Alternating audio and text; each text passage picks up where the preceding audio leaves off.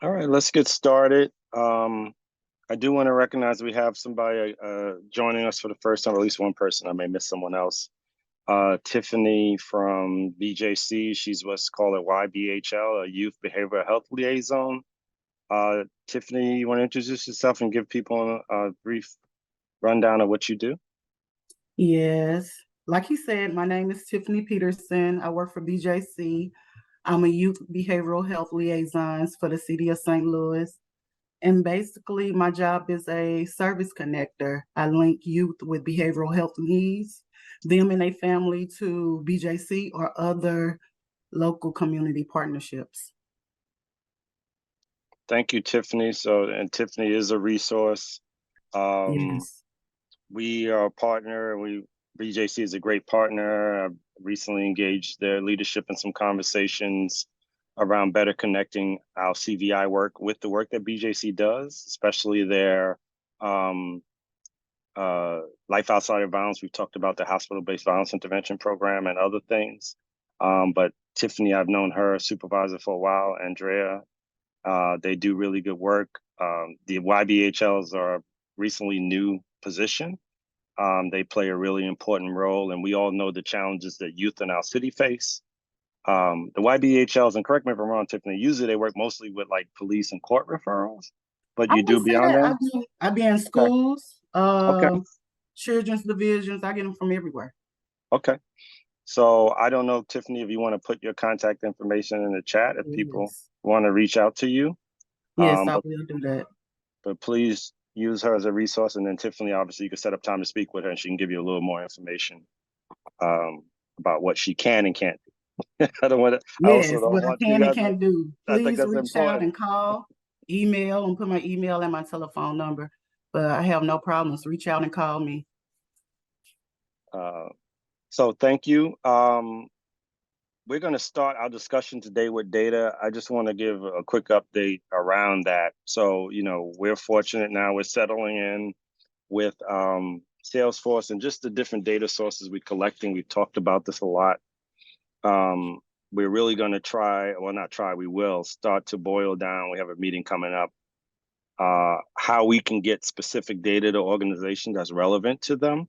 We will be looking at the data we get from organizations versus the data we get from the police department, versus the data we get from other sources to really think about where you're serving people, the types of people you're serving, and if those things are aligned or if we need to be more strategic. So we're finally getting to a point where we can do that. We had to make sure we get the data in certain formats, and Jamie is really working hard on that.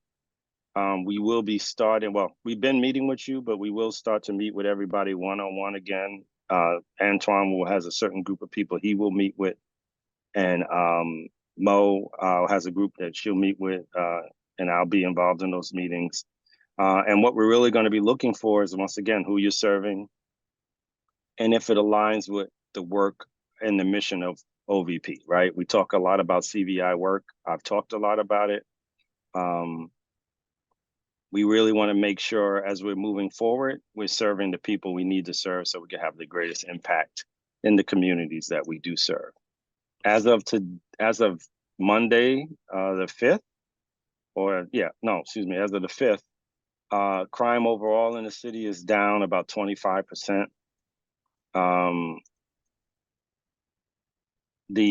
About 21%. Homicides are down about 20%. I think we have 140 right now. So we had 173 at this time last year. So we're doing really well in terms of those numbers. I would say where we have the least decreases in aggravated assaults, which are those assaults with weapons, which is the place where we have work to do. Shooting incidents are down, juvenile shooting incidents are down. So the numbers are definitely moving in the right direction. It's great to see those high percentages, but the actual numbers themselves are too high, especially for a city our size. So while we can be, in one sense, we can sort of celebrate, another we can't. And this is why we really need to make sure we're smart in our approach and strategic in our approach to addressing violence. Did I show the ecosystem visual in this meeting last time? because if I did, I won't show it again. But we're really trying to build out that ecosystem. So I'm gonna go to Jamie because I saw some people shake their head yesterday. I showed it.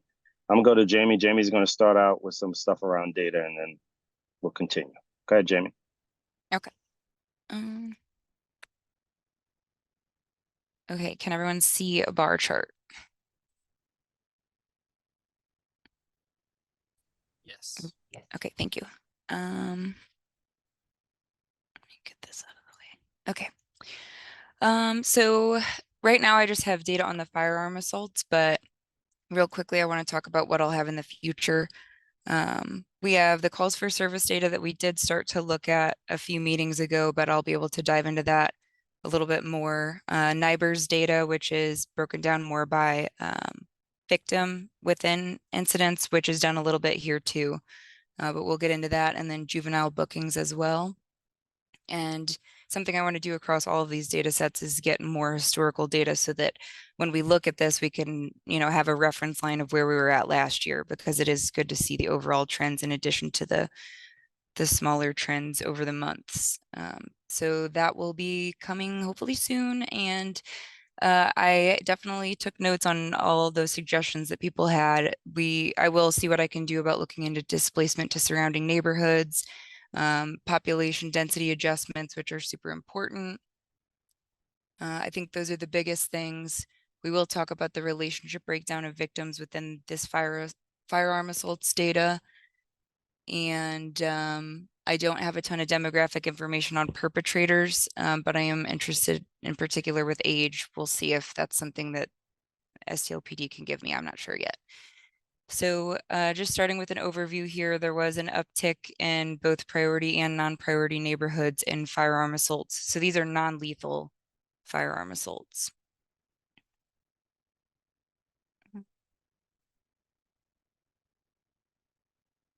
Okay, and then this is a breakdown of the offense description.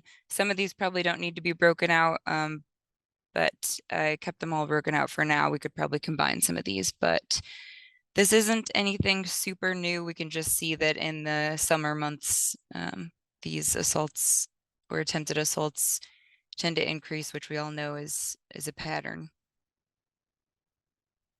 Do I need to zoom in? Can you read this text? You can see it, okay. All right. And we can see the trends over the time of day. So this is a little bit messy, so I'm gonna, I looked through each of these and there were only some noteworthy things in a few age ranges. So 16 to 18 and 31 to 40. We can see that the spike around between 3 and 5 p.m. Is a little interesting. That makes more sense to me for 16 to 18 as kids are getting out of school. But I was a little bit surprised by the 31 to 40 age range. And keep in mind, this is the victim age because we don't have the perpetrator age at this point, but I'm hoping to get my hands on that.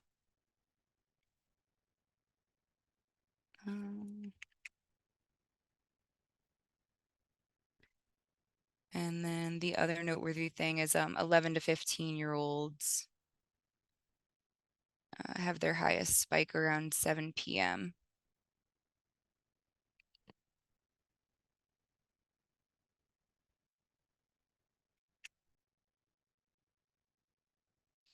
And you can see like with 61 plus, it kind of fluctuates more evenly throughout the day, probably because, maybe they're more likely to be at a job or school or something like that. There are a lot of unknown ages for the victim data, so keep that in mind. I think a lot of times by the time the report is made, either the victim or the perpetrator isn't there anymore. So there's, it's not going to be perfect data. And as we know, a lot of victims aren't comfortable going to the police. So none of that information is captured here. So if we look at a little bit closer of a breakdown of this age and time of day, we can see if we look at just Baden and Wells Goodfellow here,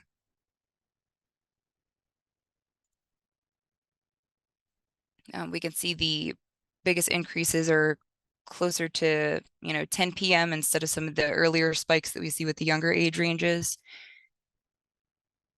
And one that I thought was pretty interesting was Dutchtown and Penrose. You can see the overlap. Oops.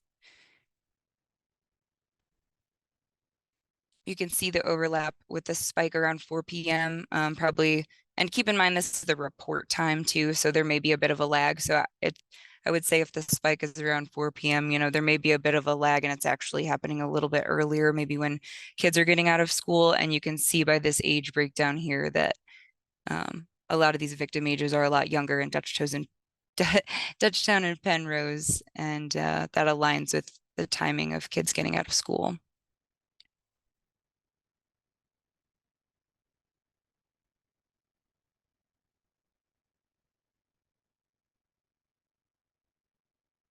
And then finally, we have a breakdown of the relationship. I excluded the records that said relationship unknown just so that it wouldn't clutter this up. So there is a higher percentage than I expected that said the relationship with the perpetrator was that they were a stranger. It's also possible that people just weren't comfortable disclosing what the relationship was, or they didn't want to be associated with the person, especially if, the crime stemmed from illegal activity in the first place. But we can see these are sorted from largest to smallest, so strangers the highest, and then acquaintance, otherwise known, I would consider probably acquaintance. I'm not sure why there's a difference between these two. Victim was offender. Ex-relationship is a little bit higher than the other relationship types, but it's still pretty low compared to how many acquaintances and strangers there are.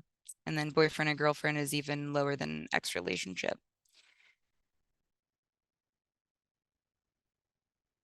So that's all I have for the firearm assaults data. Now that I have my hands on Tableau, I'll be able to update this each month and we can look at trends a little more closely.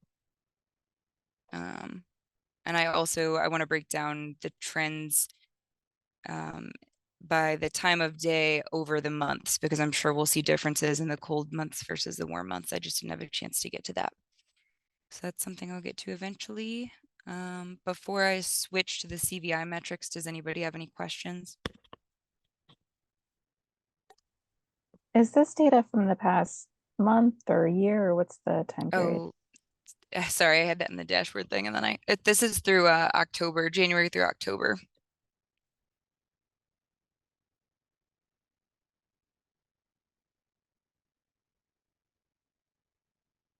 No other questions?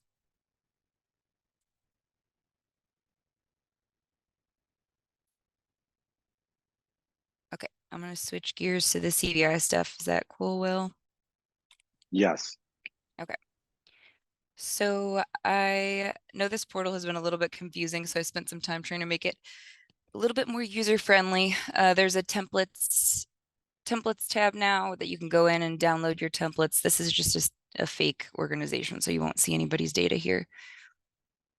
So if you click into the contract that you're working on, which most of you just have the one, but pay attention if you have more than one, you can see all the templates here. So I would always start with the new clients template, because so these templates are just for the bulk uploads. If you want to send me templates that I can bulk upload for you instead of manually putting the records in one by one, I'm more than happy to do that, but you have to give me the client's template a little bit ahead of time, because you won't be able to add services to clients that I haven't uploaded yet. And it doesn't take long for me to upload them, but if there's any cleansing that needs to happen, it's not going to be an hour, but it may be a day turnaround time. So I suggest getting this template to me as soon as possible, and then the rest can follow.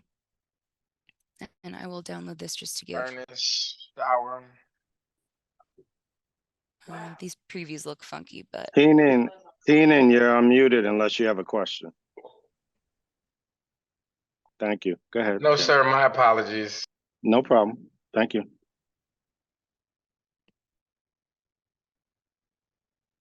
Go ahead, Jamie. yeah, I'm trying. It's loading. My internet is. Come on, you can do it.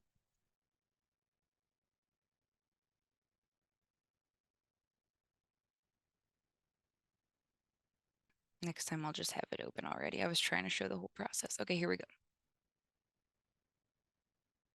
Oh boy. Okay. So within these templates, there's more specific instructions. Oh, dang.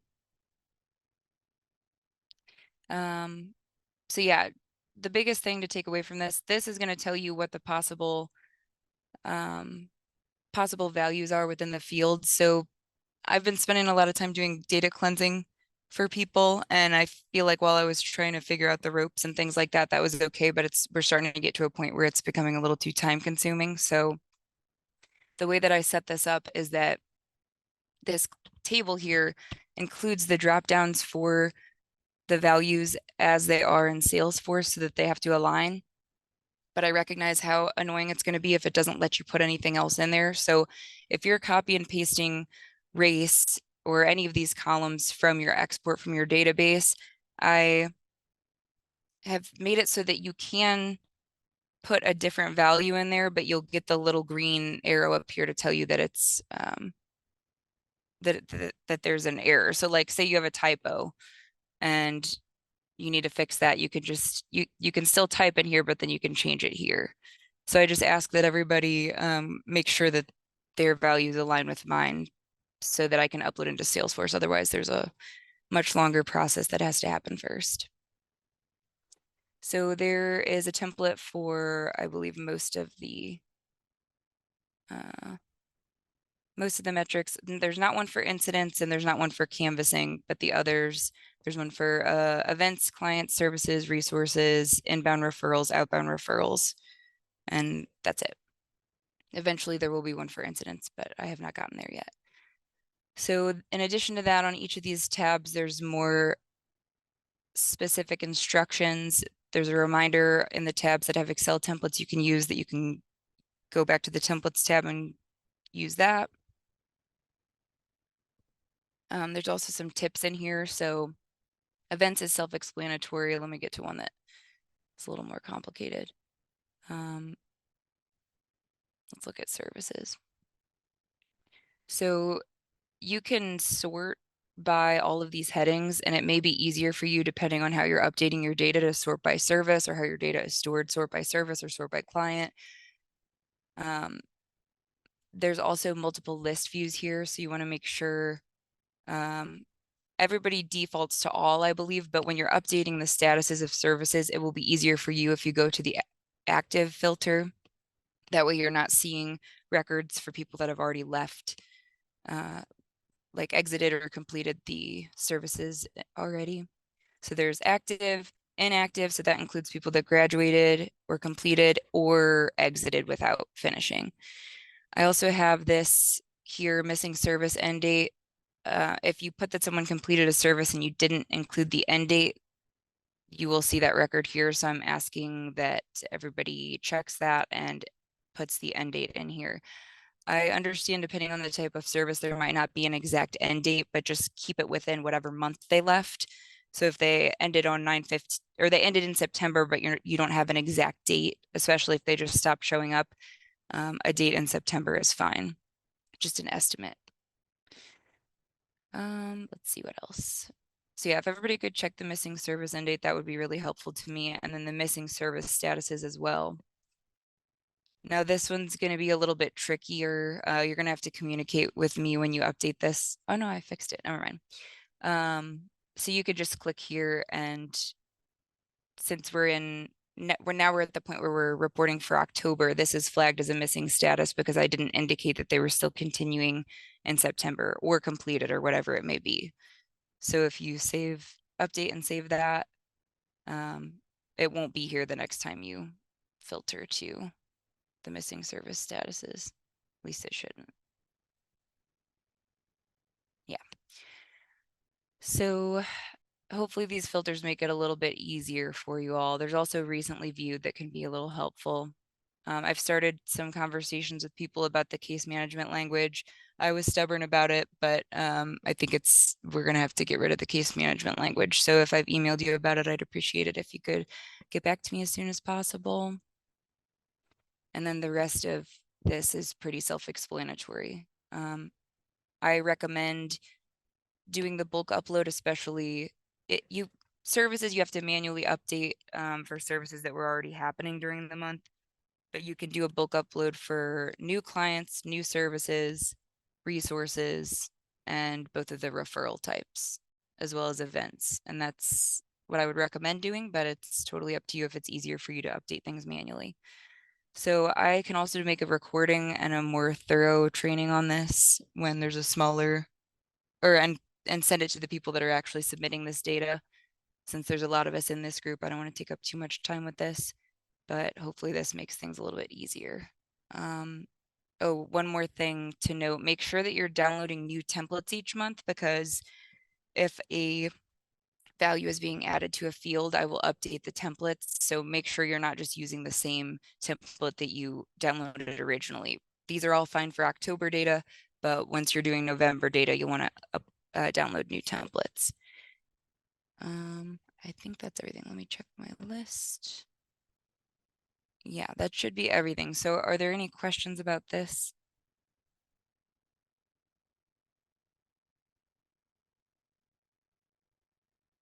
Oh, one more thing too. I've added, this is just a general one, but for your specific view for your organization, I'll have a list of your services that you offer up here, because I think there was some confusion about whether things should go in services or resources. And so I moved some stuff around and tried to solidify that so that it's less confusing in the future. So that's that. You should be able to see all of this when you log in. If you have any issues, please email me as soon as possible. If everybody could actually check right after this call so that you can let me know before the deadline, that would be great.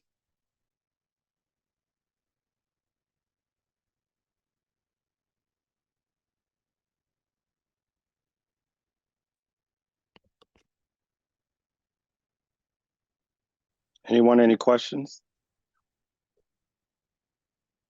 Oh, let me check the chat, sorry.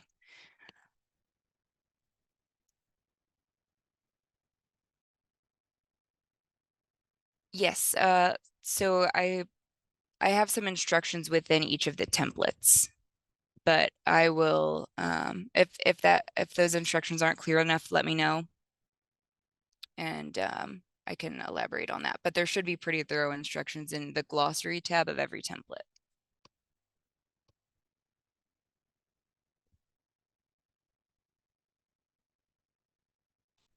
Yeah, okay, great. Any other questions? And if people are interested in more thorough training, I can either do a recording or we can have a meeting with just the people that are submitting this data so that not everyone's listening to it.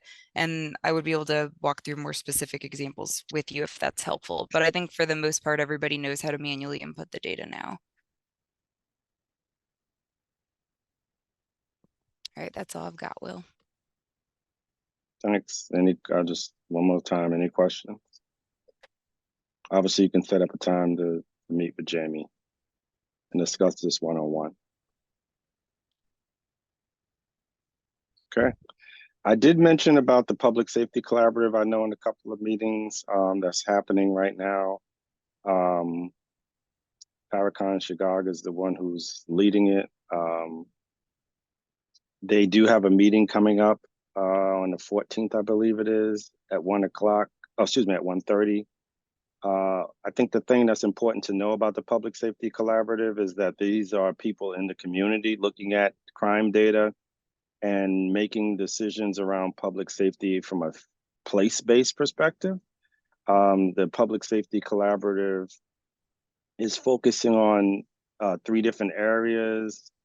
Their crime focus areas are homicides, aggravated assaults, and gun crimes. Their place focus areas are places of worship, gas stations, convenience stores, and abandoned properties. And their target neighborhoods are Wells Goodfellow, Downtown West, and Benton Park. They have been receiving data and going through that data in conjunction with, I think it's what Rutgers University, using risk terrain modeling. It's helping them to provide risk narratives to why a place may have a high likelihood of crime. And I know they're focusing on 3 different specific locations that the data has led them to. One is a gas station in Wells Goodfellow. I think the area in and around Cherokee Rec Center in Benton Park, and a library in downtown West. I believe those are the areas of focus for them. So this is important because they are doing this work in in alignment with the work that you all are doing and the work that the police department is doing. And this is that public safety collaborative is driven by citizens. And the decisions are made by citizens, and then the collaboration comes at the end. So I just want to make people aware of that. We will send out some information about that collaborative. I believe they are inviting people to, if anybody's interested in being part of the public safety collaborative, they have a registration form. It'll be in the email we sent out. And they're looking, they have a survey that they're also sharing with others. So if you're interested in that, please make sure you, respond and sign up on their registration link. Two other updates. Oh, I'm sorry. Go ahead. Sorry, real quick. Before we get too far from the data we just talked about, I want to say, I think I should have said this is for our CVI partners. So if you're Prop S, you don't have to worry about this at all. I'm sorry I didn't lead with that. This meeting used to be only CVI, so I failed to say that. Sorry, keep going, Will. No problem. Thanks. The other thing I'll share with you all is that I think I've talked in the past about the Youth Advocates Program. We were partnering with the Mental Health Board, and they've really been sort of building out the Youth Advocates Program, has hired local youth advocates, so people from the local community to act as advocates. They've hired, they'll have a clinician that's working as part of the team. They have a physical location. They're going to start hopefully in December accepting referrals from police and the court. And really, as I said in the past, this program is really an intensive mentoring program. It's 8 hours a week minimum for at least 6 months with these youth and their families. And we have been meeting and we're moving forward at a good way with our youth assessment center plans. We've met with some organizations who we've asked if they're interested in co-locating. So we are working with UMSL to look at and map out some workflows. We've looked at some data already. We're looking for a physical location. And so those efforts are moving forward really well. There's a meeting this week with organizations around who might be interested in co-locating and what that means, and thinking about assessment tools and all of that. So that will be another tool in our toolbox as we move forward. I don't really have any other updates. Oh, our kickback is obviously on the 18th at O'Fallon Park Rec Center. We will be giving away turkeys, as I said in the past, and some other food items. So please make sure you spread the word about that. We have an application out, I think we shared last time with you all for community reviewers, because we're continuing to review proposals for the various RFPs we have out. Remember, we have 2 different RFPs out now, one for youth programming and the other one for CVI. So like I said, we're moving forward with that. But those are the general updates I have. Anybody have any updates they want to share? Sorry, the date again for the kickback. Is that what you're asking, Sonia? November 18th. And we'll share that flyer with everybody again. Any general updates from the people on the call? Yes, I do. Will. Go ahead. Make sure you everybody. introduce yourself, because there's new people here, so make sure you introduce yourself, Ronnie. Yes, sir. Yes, sir. I am Ronnie Amin. I am the outreach coordinator for Freedom Community Center. And I just wanted to make mention, one, in support of our partner, Mission SCL. They have the Staying Power Awards this Thursday.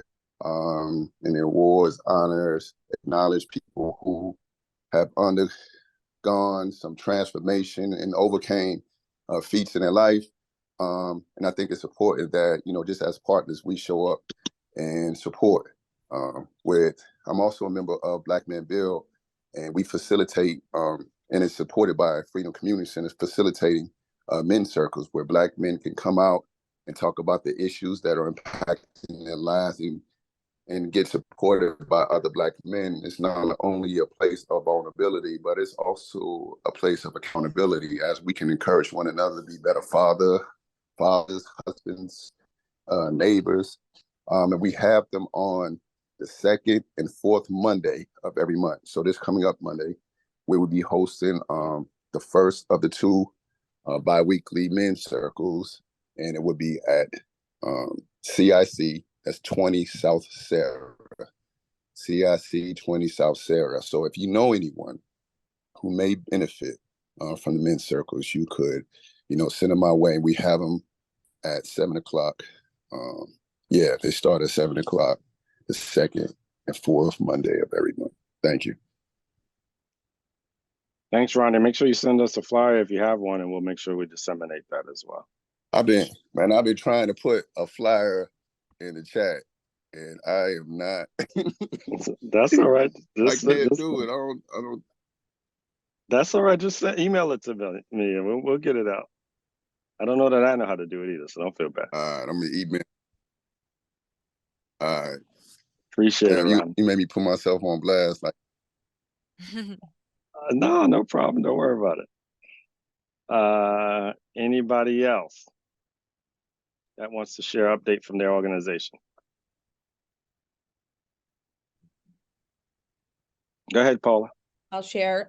Just to let everyone know, and since there are folks on here that I have not met with before, just remembering that the Teen Drop-In Center here in Dutchtown that serves 13-year-olds through 25-year-olds is open in the upstairs of Marquette Recreation Center Monday through Friday from 3 p.m. until 8 p.m. We also do field trips and specialized training programs or just exposure programs with them, and provide transportation for that. Last week, they did a vegan cooking class, and the kitchen for that was packed.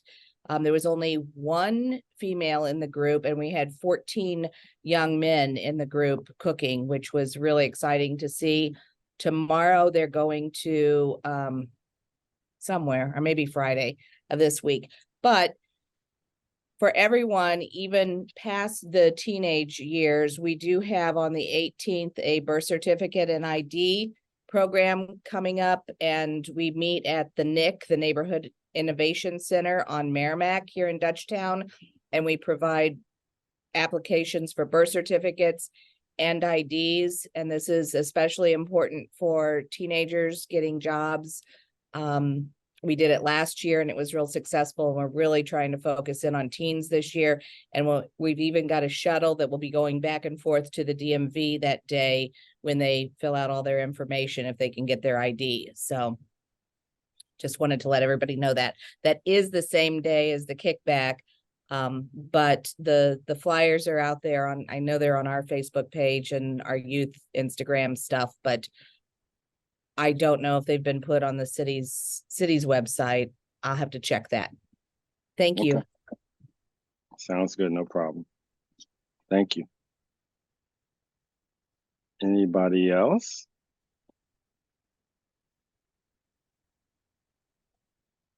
Yes, good afternoon, everyone. James Clark, Urban League of Metropolitan St. Louis. We were contacted by St. Louis City Rec after the shooting that took place with the coach over at Wold Center. We were contacted the night of and were asked to facilitate the meeting with the players, coaches, and their parents. We reached out to some behavioral health specialists through Arches, and we facilitated a very innovative mental health program that included the players, the coaches, and their parents. Evelyn Rice Peoples came out, and she actually asked that we do the same type of mental health debrief with the other football teams. So we're looking at that model, looking at how we can get that scheduled. Saturday, we conducted another cleanup build-up. This one was done in the Hyde Park and in the College Hill neighborhood. where we installed, one of the things that we did was we installed 79 motion detector lights for neighborhood residents who lived in neighborhoods where robberies were up and home break-ins were up. We also distributed 110 boxes of Narcan to families that have individuals in their household that's facing the addiction crisis. We asked them to keep it in their medicine cabinet, just in case it was ever needed. Our gun violence de-escalation team canvassed the neighborhood that day. They rode around on the golf carts, and I think that they were able to identify 4 conflicts that had a trajectory towards gun violence. We are looking forward to expanding this cleanup build-up model with Spire. Spire is interested in doing it once a month, where they will be able to get a group of volunteers. This Saturday, I think they brought out maybe 40 men and women with chainsaws, and we were able to cut down a lot of trees and cut back a lot of brush in this neighborhood. So we're looking forward to doing that once a month. We also worked to build up around Peace Park. We are very excited about that. That was an area that a St. Louis legend, Mr. Otis Woodard, used to feed people, to clothe people, and to be a real community leader. So very excited about doing the work around Peace Park. McCarthy Construction Company came out and they gutted the old PNC Bank. The Urban League is looking to put a small business incubator in that PNC Bank right there on Grand Boulevard. We had a very productive meeting with the Children's Service Fund. Very excited about looking at how we can work with the Children's Service Fund to expand mental health services through the Grill to Glory model. One of the things that we're looking at doing is setting up neighborhood trauma centers in some of our more challenged neighborhoods, maybe just 1 or 2 as a pilot. But we know that we're navigating at a time right now where African-American parents are beginning to understand the need for their children to have their mental health needs addressed. When we were coming up, we were taught to bite your bottom lip and suck it in. And so now that our community has been educated on it, we believe that we've got to get innovative, and we're looking to start neighborhood trauma centers. We have met with the North County Collaborative, and they are interested in looking at how we can work with them through our gun violence de-escalation network to identify conflicts and then to de-escalate them. One of the exciting areas of the de-escalation, of course, is the ability to relocate people. We are working with the Kansas City Urban League and also the Memphis Urban League on how they can set up receivership. So if we have a conflict here, we can look to relocate them to Kansas City or relocate them to Memphis using the Grill to Glory Church Network and the Urban League affiliates to provide a safe landing spot. Currently, when we have to relocate someone, we're only able to relocate them to a city where they have a family member that is willing to receive them, and sometimes that can be a little difficult. But we're looking to strengthen the network so that if we need to relocate someone, we are looking at auxiliary organizations that can facilitate that. Grill to Glory is going through the season change, but one of the things that we're excited about bringing to Grill to Glory next year, we think that it's ripened and it's matured to the point where we can begin to invite resource providers to actually come set up at the church on Saturday mornings with the neighborhood churches. Many of our resource providers have expressed interest. Some resource providers come to our weekly family resource enrollment. So really just looking at how we can penetrate the neighborhood and re-engineer the neighborhood and make the church a focal point. So we are doing amnesty programs where individuals can come to one of our neighborhood churches and there's a venue for them to get warrants lifted. So how can we make the church a more relevant focal point in our more challenged neighborhoods? Thank you. Anybody else? I have Yeah, a we quick, also. No, go ahead. I have a quick story about the importance of referrals. PowerFest TL has been working with Diamond Divas in reference to this one client who was coming from a domestic violence situation, involved 3 young children. And it took us all summer. I asked about the family, and we finally got the family in, treated the Diamond Diva referral, removed a bullet, also got all 3 of the children in child play therapy. But just want to shout out Diamond Divas, just for hanging in there. Sometimes it takes a while, but we were able to service that family and those 3 babies. I mean, it made my week. One of the children came in yesterday. The other 2 children will come in Saturday for some therapy. So yeah, it takes a while, but it was just a wonderful experience to work with a partner to get that family serviced and to get that bullet removed from that mother who was also expecting. Right. Thank you so much. Thank you. Yeah, thanks for sharing that. We don't share enough positive stories around the collaborations. But go ahead, Randy. No, I wanted to thank the T. Like she said, she's been asking. I've given the client, I've done several introductions trying to get her over there. Do you want me to take you over there? She just was not ready. So thankfully she was like, I'm ready, so we actually shouted when she said the bullet was gone. So thank you guys so much for the work that you all do over there. We truly, truly appreciate it. It's much needed in our community because these hospitals just passed them on.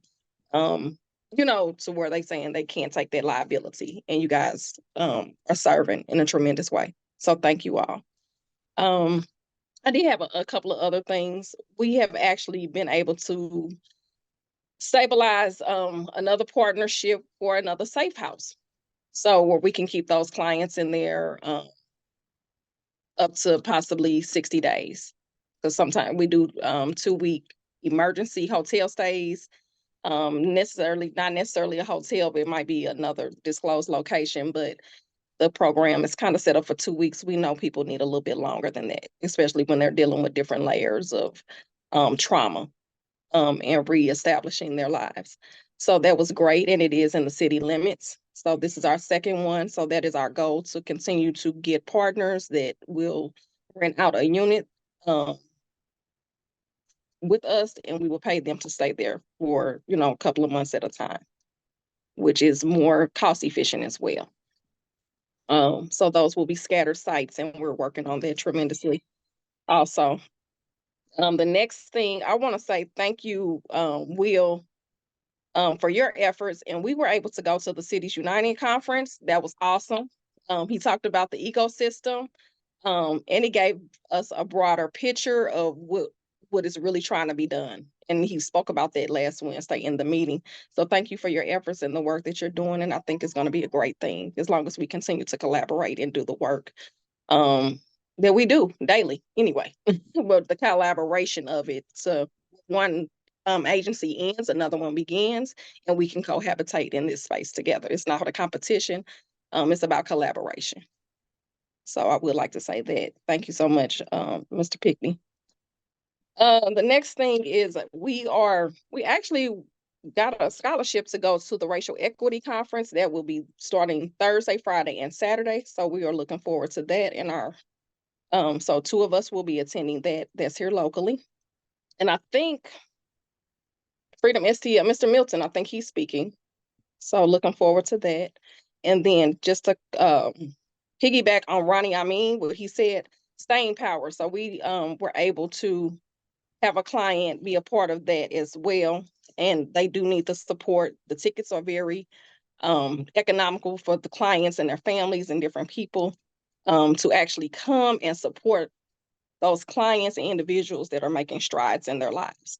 So we want to thank you all for that, and we look forward to the Staying Power event at 5:30 on Thursday.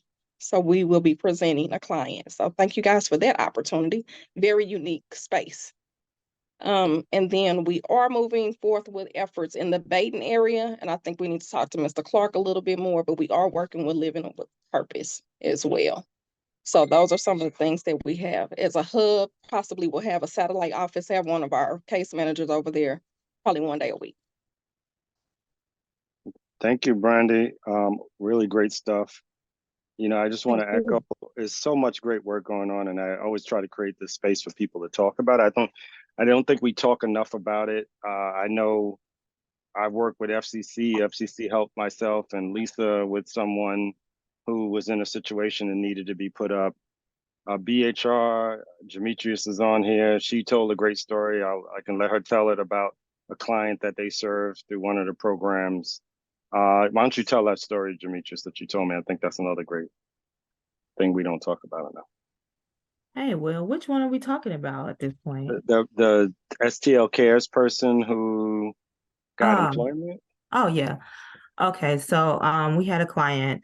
We was in the community. We met with him. I'm sure you guys know what we do. We ride with the St. Louis City PD as clinicians and serve the community in that capacity. So he was having a really bad day. They was able to de-escalate and get him connected to our peer support services. So on the back end, we have follow-up. And also our peer support specialists, they met up with him.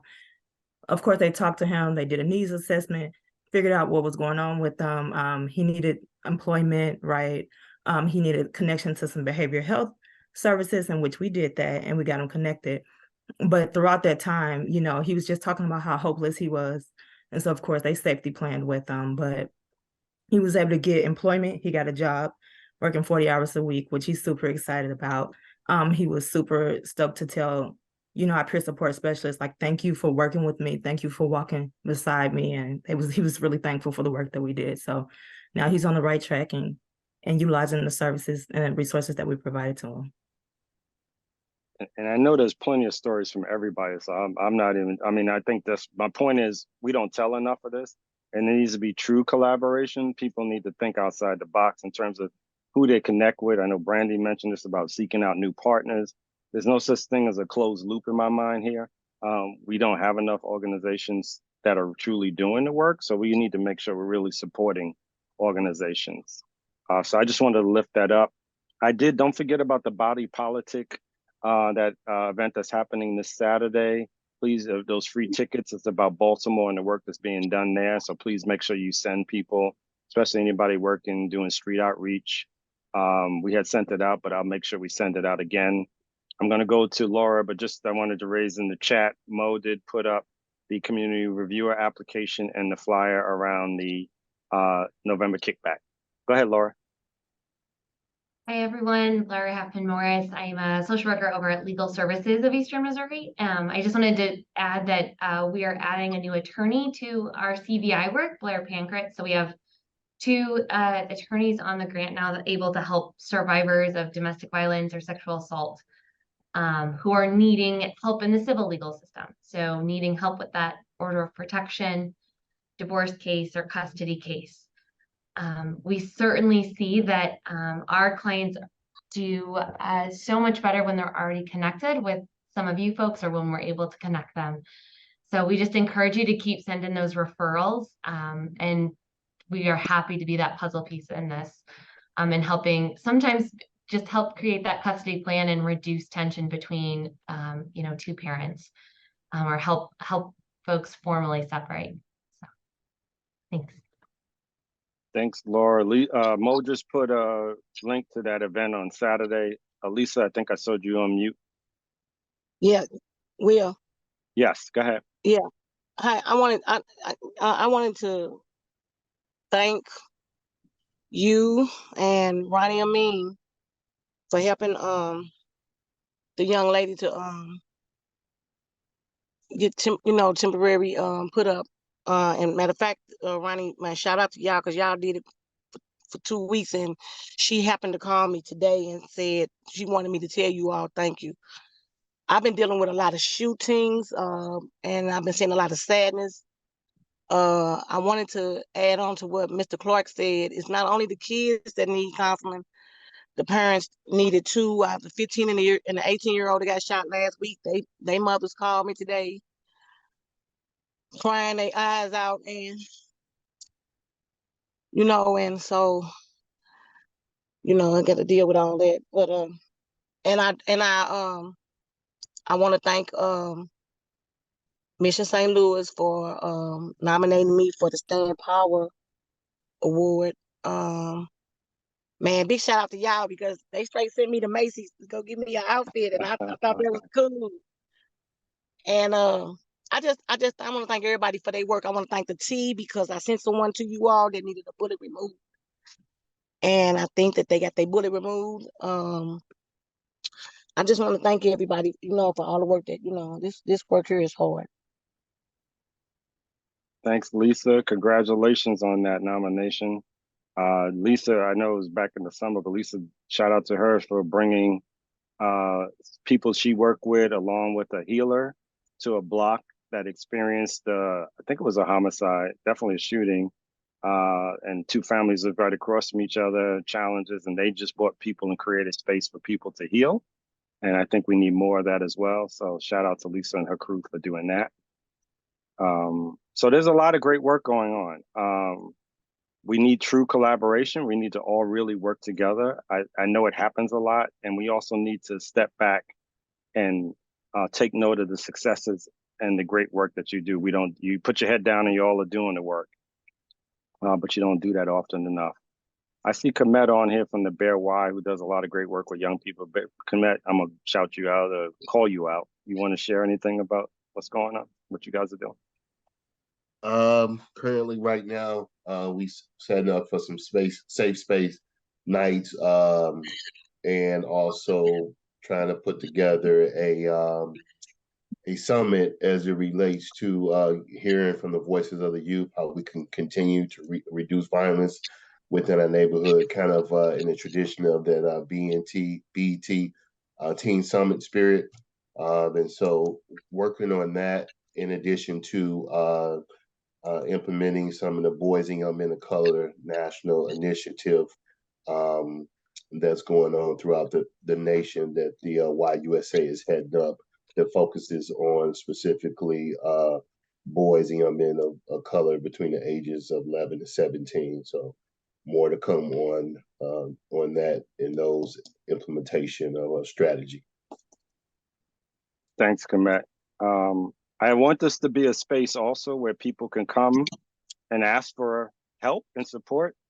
And it shouldn't be that we have to do things in our space or under our own organization's name to be a part of that. This is not about credit. This is about results.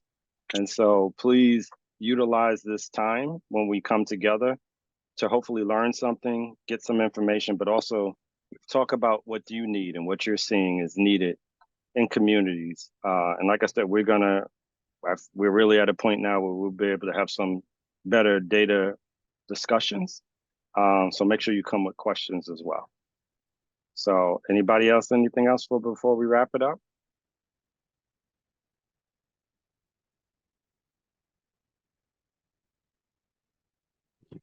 Well, thank you all. Please be safe. Thank you all and continue to do the great work. See you soon. Bye-bye. I'll leave the chat open if people want to go through and get anything. So I'll leave it open for a second, for a couple of minutes.